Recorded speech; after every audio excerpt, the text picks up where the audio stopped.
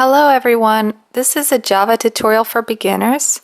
In this tutorial I will talk about objects, classes, and class inheritance within the Java programming language.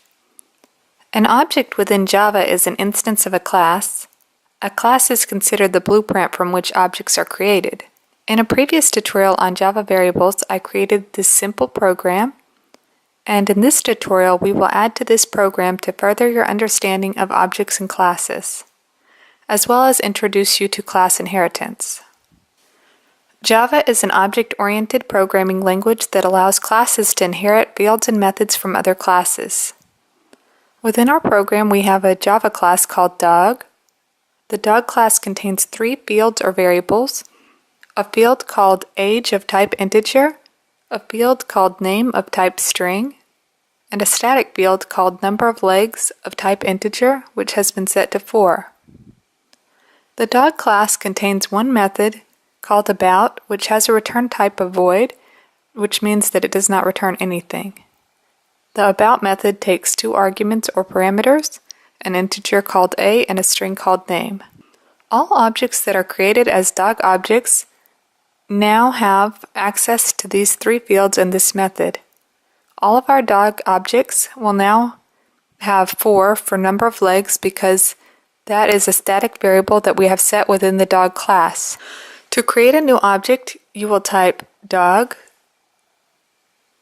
space Charles. Here you are declaring Charles as a type of dog, and you set the value of Charles to new dog, open and close parentheses, which creates a new object of class dog. Now Charles can access the age field. By typing charles.age equals 6, we have set Charles' age to 6. We can set his name also. Charles.name equals quotations Charles, close quotations, semicolon. We can access the dog class methods, charles.about, open parentheses, charles.age, comma, charles.name, close parentheses, semicolon. You may create multiple objects or instances of a class. In our program, we have both Joey and Charles as objects of the class dog. Objects of the same class have some variables that are the same across all objects of that class. These are called class variables. Number of legs is a class variable that is set to 4. Both Joey and Charles have 4 legs. In Java, you can create classes that will inherit from other classes. We can create a new class called Rottweiler and type class Rottweiler extends dog. Each class must be contained within a file of the same name, so our Rottweiler class will be in rottweiler.java. Rottweiler extends dog means that Rottweiler is a subclass of dog and inherits all of the fields and methods within dog. So now if we change Joey's object type to Rottweiler, he still has access to all of the fields and methods that he had when he was an object of type dog. To keep our program simple, let's go ahead and delete Charles.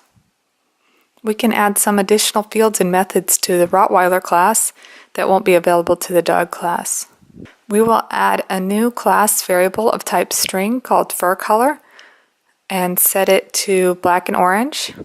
Public static string, make sure that string is capitalized, fur color equals, and in quotations, black and orange, semicolon.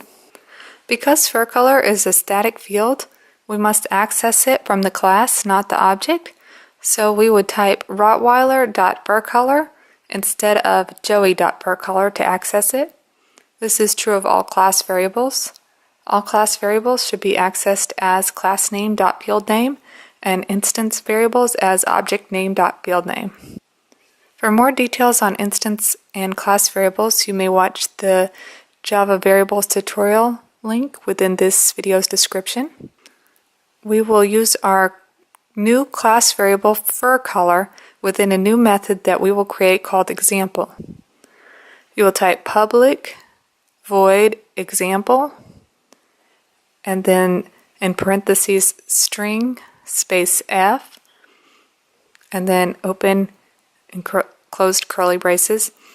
Within that, type system.out.println, open parentheses, name plus quotation space, has fur that is space quotations plus F plus quotations, period, quotations, parentheses, semicolon.